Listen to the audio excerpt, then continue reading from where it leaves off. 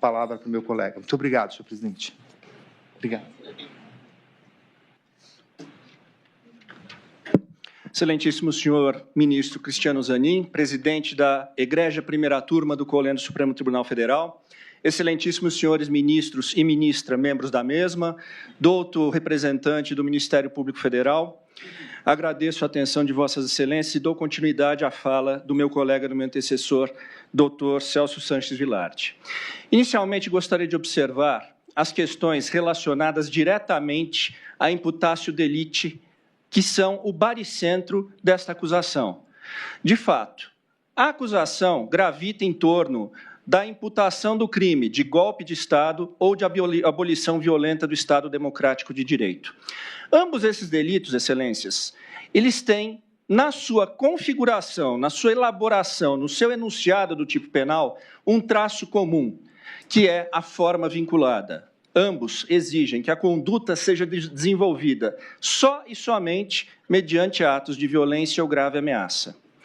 Essa exigência, ela representa, na essência, uma garantia ao próprio cidadão, especialmente em crimes de conteúdo político, como no caso vertente.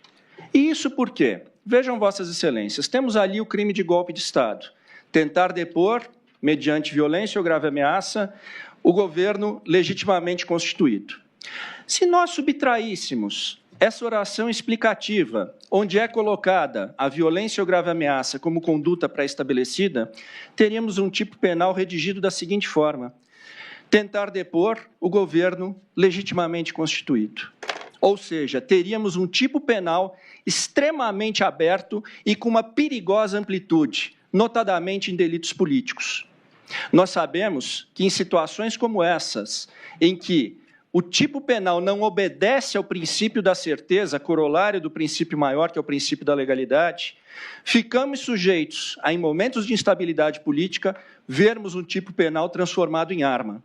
Imagine, excelência, se tivéssemos o tipo penal desconsiderando essa forma vinculada, estaríamos sujeitos a processar e condenar indivíduos que fossem se manifestar pelo pedido de impeachment de presidentes da República, como aconteceu no passado. O Código Penal soviético, é conhecida essa história na doutrina de direito penal, previa um tipo penal exatamente desta forma, atentar contra o Estado soviético. E é conhecida a história, Jiménez de Assua conta, do indivíduo que foi processado e condenado sob essa acusação, simplesmente por urinar na parede do Kremlin. É extremamente perigoso que desvinculemos, e o que a denúncia hoje tenta fazer é desvincular a forma vinculada que o delito estabeleceu como garantia ao cidadão. Ora, aonde está? Por mais que nós tenhamos aqui uma denúncia exaustiva, estendida, que vem, que utiliza e emprega adjetivos fortes, e foi o que se fez, não é possível tergiversar e acreditar que, em algum momento, há um elemento que aponte ao ex-presidente Jair Bolsonaro um ato violento ou um ato de grave ameaça, atendendo, assim, à exigência do tipo penal. Uma live realizada em 2021 é um ato violento ou uma grave ameaça? O protocolo de uma ação no Tribunal Superior Eleitoral é um ato de violência ou grave ameaça? Uma reunião com comandantes de forças, onde se discutiram mecanismos constitucionais, é um ato de violência ou grave ameaça? Evidentemente que não, excelências. O que a denúncia pretende, o que a acusação pretende, é emprestar uma expansão ao tipo penal que o legislador não deu. É alcançar fatos que o princípio da legalidade e da reserva legal não alcançaram. O que se está aqui, e aqui a minha fala tangencia a do Dr. Celso Vilardi, é pretender dar-se tipicidade, punir-se meros atos preparatórios. E em se tratando de crimes de empreendimento, onde temos a punibilidade do início de execução equiparada ao delito consumado, nós estaríamos, em última análise, punindo a tentativa da tentativa. Repito, os atos preparatórios só poderiam ser puníveis se o legislador expressamente assim o fizesse. E nós encontramos na nossa legislação essa técnica. Nos crimes de terrorismo, está lá a previsão. Criminalizaram-se os atos preparatórios aos crimes de terrorismo. Isto não aconteceu nos crimes contra o Estado Democrático de Direito. De sorte que emprestar-se uma expansão que em momento algum o legislador concordou é violar um princípio maior do direito penal. que é o princípio da reserva legal. De fato, me parece que o epicentro dos defeitos dessa acusação descansam efetivamente na questão da conduta que é imputada ao ex-presidente Jair Bolsonaro, numa distorção da forma com que é interpretado o tipo penal. Indo adiante aqui, se não considerarmos que esses fatos, nesse iter criminis estendido, são atípicos ou meramente atos preparatórios, se superarmos esta interpretação, esta linha de interpretação, é necessário ainda analisar-se a questão sob o ponto de vista do Instituto do artigo 15 do Código Penal. E observo que essa é uma consideração de caráter estritamente subsidiário para que não se diga que o ex-presidente pretendeu cometer algum crime e simplesmente retornou. Não. É uma constatação subsidiária e de cariz objetivo. Vejam, Vossas Excelências, se a denúncia sustenta que o início de execução dos crimes apontados se deu por ocasião da reunião do presidente Bolsonaro no final de dezembro com os comandantes de força, não ministros, com os comandantes de força... Me perdoe, final de dezembro, qual reunião é essa? As reuniões final de 2022. Ah, tá. Novembro, dezembro de 2022. O senhor fala da mesma do Dr. Celso, então. Exatamente. Obrigado. Onde teria se discutido a questão das minutas. A do dia 7, no caso. Isso. Ok, obrigado. Se o início de execução se dá neste momento, é evidente, Excelências, que passa-se a considerar, é mister considerar, por que efetivamente não se foi adiante nisso. Ora, é evidente que, à luz do artigo 15 do Código Penal, quem desiste voluntariamente do início da execução do delito responderá apenas pelos atos já praticados.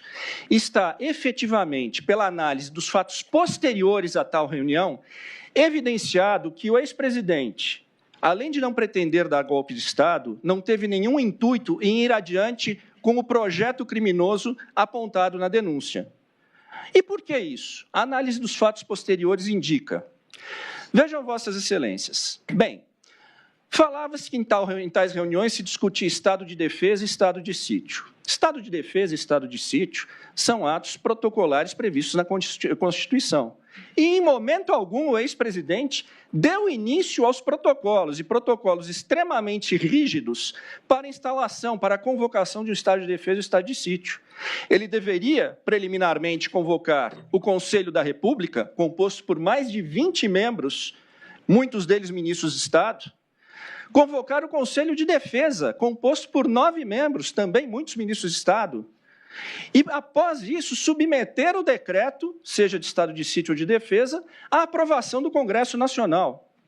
Eu insisto em dizer, e acho fundamental que tantos quantos escutem essa sustentação oral, percebam que um estado de defesa e um estado de sítio são dos atos mais colegiados da nossa legislação. Eles não são, como se pode pensar, um ato de força unilateral do presidente da República. Pela gravidade deles, é exigido esse alto grau de colegialidade. E é indiscutível que o ex-presidente, em momento algum, deu início aos protocolos para a convocação dessas medidas excepcionais. Ora, e também, para além disso, não se tem um elemento que ateste que ele estava na iminência ou que pretendia fazê-lo. Não se tem um rascunho, não se tem um mínimo de identificação de que se pretendesse adiante com isso. Ora, em segundo lugar, a denúncia disse, não foi adiante porque o comandante do Exército e o comandante da Marinha não pretendiam, não aderiram a esse intento. Isso não seria um óbice ao presidente. Aliás, se fosse, não seria um óbice em primeiro lugar, porque estado de defesa e estado de sítio não são atos militares, são atos do Congresso. Mas se ainda se pensasse que isso seria um óbice, ele seria evidentemente facilmente superado. E superado de que maneira? É uma prerrogativa legal do presidente da República a nomeação e também a substituição dos comandantes militares. Está lá disposto expressamente, artigo 4º da Lei Complementar 97 de 1999.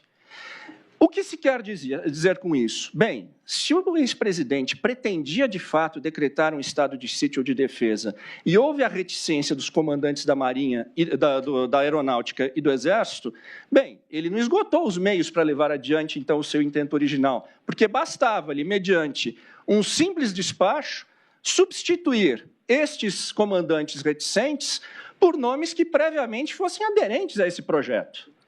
Não há, portanto, então, como sustentar que o referido projeto, ainda que imaginativo, não tenha ido adiante por fator alheio à vontade do ex-presidente. Ele teria mecanismos para, de fato, conduzir esse suposto projeto e não o fez. Em terceiro lugar, é importante também verificarmos, e parte disso o Dr. Celso Vilar já mencionou, que os atos posteriores do presidente foram totalmente voltados a desestimular seus apoiadores e seus eleitores a qualquer forma de não reconhecimento da vitória eleitoral do presidente Lula.